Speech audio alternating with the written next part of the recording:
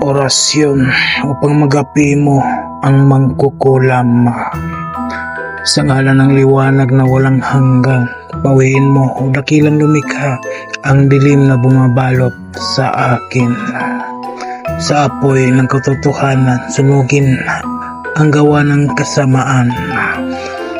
Ang sumpa ay maging abo, ang masamang hangarin ay maglaho. Ako'y nakabalot sa iyong kapangyarihan at pagkalinga. Sa liwanag ng kabutihan, ang mangkukulam ay magapi.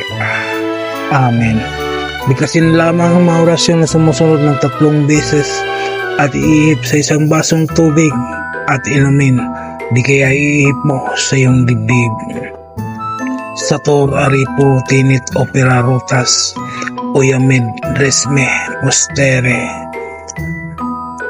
Oyamed dresme postere. Oyamed dresme postere. Amen. Gawin ito araw-araw hanggang sa magapi mo na ang mangkukulam. Maraming salamat sa mga tao na naniniwala at tumangkilik sa mga binahagi kong kaalaman.